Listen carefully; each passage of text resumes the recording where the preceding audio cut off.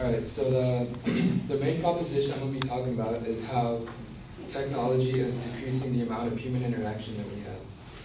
And the reason I chose this is because I feel that we, like college students, can relate to it the most. And the three main supporting points I'm going to be talking about are one, the internet, two, social media, and three, virtual reality. Alright, so one, the internet has like a lot of websites, and there's a lot of different things you can do, whether it's go on Netflix, YouTube, play video games, or even websites like Reddit or 4chan. So I'm gonna talk about Netflix first and how I got these statistics off of statisticbrain.com, and it says 21 million people in the United States have a Netflix account. So that's almost like 10% of the population that spend hours a day watching movies or TV shows. YouTube, I got these statistics off of the actual YouTube website, which says that 6 billion hours of videos are watched a month, like on Earth. So that's like almost an hour of video for every person on Earth that is watching YouTube like monthly. So that's just time like being alone in your room or whatever, watching videos. And then there's also video games that you can play online, whether it's Xbox Live or PlayStation Network. And one of the biggest video games online right now is actually called League of Legends. And I got these statistics off of Destructoid.com, which says that it has a lot of statistics on video games. And it says 3 million players are online at any given day. So that's quite a bit also. That's only for the actually that's worldwide.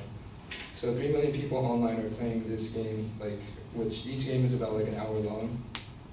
So that's like a couple hours at least spent by 3 million people a day playing this game. Alright, so now social media. So like basically Facebook, Twitter, Instagram, all these kind of things that people spend a lot of time on daily. I don't know if this has ever happened to you guys. Well, I'm pretty sure it has, but when you go to a friend's house and like you're talking to your friend and they get up to get a cup of water and then you just pull your phone out and start going on Twitter or checking your Facebook or Instagram, and like even when you're with your friends, like you don't seem to appreciate the actual moment, and you just zone out and check all the social media stuff. And also Yahoo and Gmail, which is like email. It's basically necessary to have an email address nowadays for like whether you're applying for a job or school. Like that's the biggest way people get in contact with you.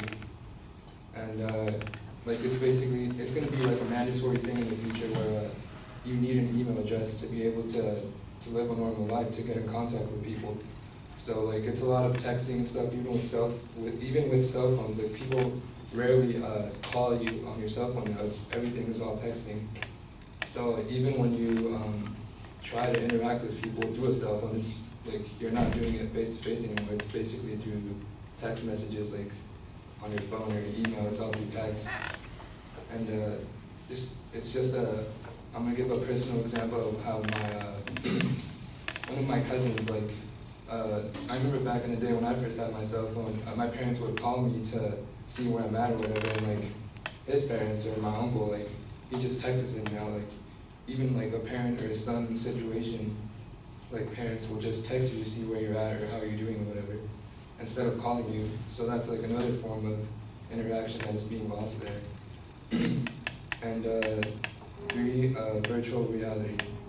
So recently Facebook bought a project called Project Morpheus, which is based off of Morpheus from The Matrix, the movie. And they bought that from Sony, and it's like a prototype form where you put a headset on, and it's like a virtual reality world that you go into or whatever. And it's barely in a prototype form right now, but in the future, like it could very well be like a really big thing where instead of living your own life, like you'll just want to live in a fantasy world or whatever. Like if you've seen the movie Total Recall, like I know it's fiction, but it's becoming like more and more possible to be able to create your own world and like be whatever you want, whether you want to be a superhero or fly around or whatever, or just like visit Paris like instantly. You can do whatever, be a crime fighter, I don't know. But like it's just going to decrease even more human interaction. You're going to be wanting to spend more time alone by yourself, or just doing other things besides interacting with other people.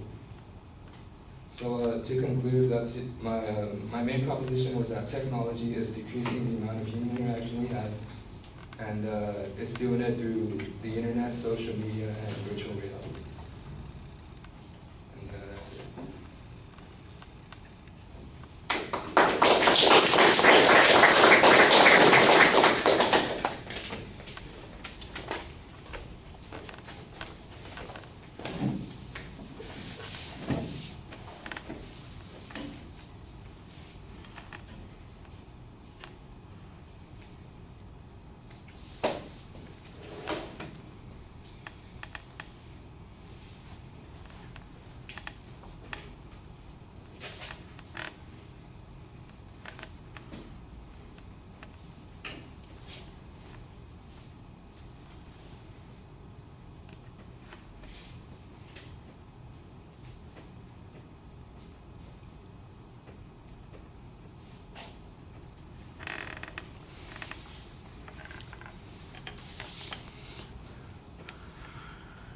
All right, Kevin, at the beginning of the speech, you start off with a question rather than a propositional or a declarative sentence. I can see that the declarative sentence is in your question, but you want to state it as a outright claim as opposed to, so my issue is how this is going to happen. Basically, you don't need the end how. Your proposition is much more clearly stated at the end of the speech than it was at the beginning of the speech.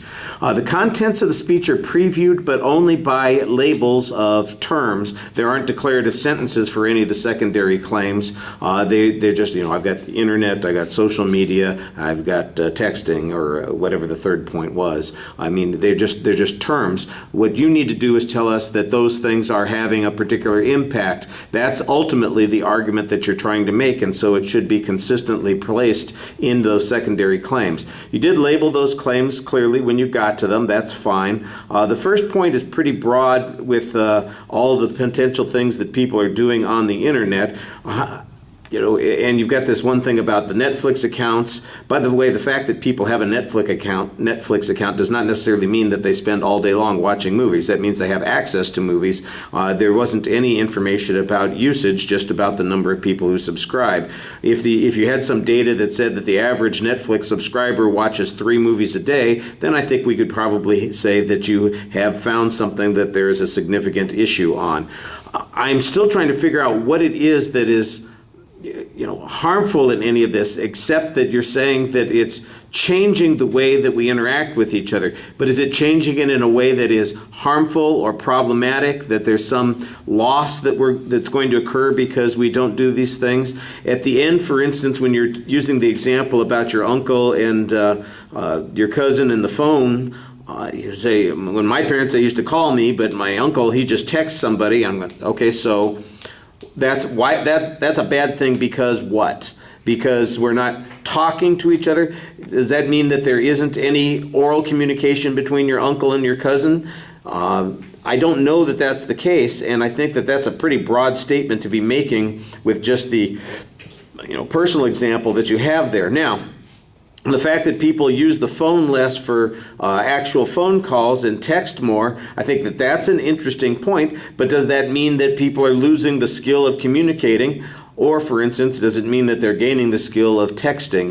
They're learning their keyboard more effectively. I'm not sure why one is better than the other, and you need to give us a reason why, because that's the whole point of your argument at the end. The evidence is, like I said, I thought you had some good statistical information on the first point, but although I do think that you're making inferences from that data that maybe are not necessarily supportable by the information that you're presenting. You did an okay job citing the sources on those particular points, but on the other points, you're really kind of dependent on hypothetical examples, and you are making some big inferences on some sketchy information there. You do have a tendency to look down while you're speaking, even though I didn't get the impression that you were reading. It did just seem like you were avoiding making contact with the audience, and so you want to do a better job than that. Like I said at the beginning, I think that the exit version of your proposition was a little bit clearer, and I think you want to review what those supporting points were it would be easier to do that if you had declarative statements on those and then end with the propositional statement, because even though you did use the Porky Pig exit about us being done, people were still hesitant to know that you were in fact done. And I think that that's partially because things ended up a little bit backwards on that last point. All right, thank you.